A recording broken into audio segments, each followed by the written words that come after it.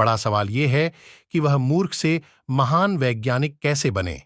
आइए आज हम आपको थॉमस अल्वा एडिसन की कहानी बताते हैं, जिसमें उनकी मां का अहम रोल रहा है।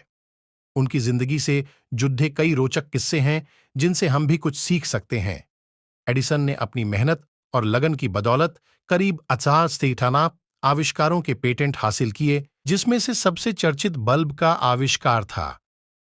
आज भले ही दुनिया में नए नए तरह के बल्ब मिलते हैं, पर टंगस्टन कांच वाले पहले बल्ब को थॉमस अल्वा एडिसन ने 19वीं सदी के आखिर में बनाना था, जिसने रात के अंधेरे में उजाला भर दिया था।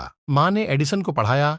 थॉमस अल्वा एडिसन का जन्म अमेरिका में 11 फरवरी 1847 को हुआ था। बताया जाता है कि प्राइमरी स्कूल में एक दिन टीचर ने उनको एक पेपर पर कुछ लिखकर दिया और कहा कि इसे अपनी मां को दिखा देना। घर जाकर एडिसन ने मां को टीचर का लेटर दिया, जिसे पढ़कर वह रोने लगीं। एडिसन की मां का नाम नैन्सी मैथ्यू इलियट था, जो बेहद पढ़े लिखे डच परिवार की भद्र महिला थीं। मां को रोता देख एडिसन ने पूछा, इस पेपर पर क्या लिखा है और आप क्यों रो रही हैं? इस पर उन्होंने जवाब दिया कि टीचर ने लिखा है, आपका बच्चा बहुत होशियार है, हमारा स्कूल और टीचर निम्न दर्जे के हैं, इसलिए हम आपके बच्चे को नहीं पढ़ा सकते। बेहतर होगा कि आप खुद ही अपने बच्चे को पढ़ाएं। छोटी उम्र में बनाई प्रयोगशाला।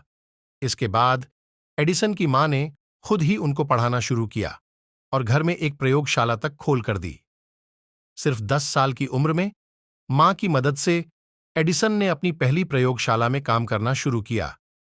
मां नैन्सी ने उन्हें एक रासायनिक प्रयोग की किताब दी थी, जो एडिसन को इतनी पसंद आ गई कि वह कई कई दिनों तक बिना सोए ही प्रयोग करते रहते। उन्हें खाने पीने का भी होश नहीं रहता था।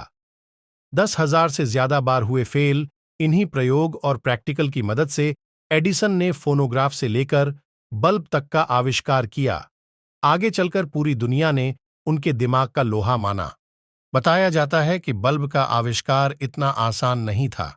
वह करीब 10,000 से ज्यादा प्रयासों के बाद बल्ब बनाने में सफल हुए।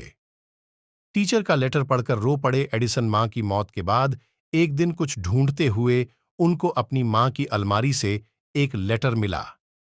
यह वही लेटर था जो प्राइमरी की टीचर ने उनकी मां को लिखा था। इस पत्र को पढ़कर एडिसन रो पड़े, क्योंकि इसमें लिखा था, आपके बेटे के पास दिमाग बहुत कम है, इसलिए आगे से उसे स्कूल न भेजें। इसका जिक्र एडिसन ने अपनी डायरी में भी किया है। उन्होंने कहा, एक मां ने अपने कमजोर दिमाग वाले बच्चे को दुनिया का महान वैज्ञानिक बना दिया।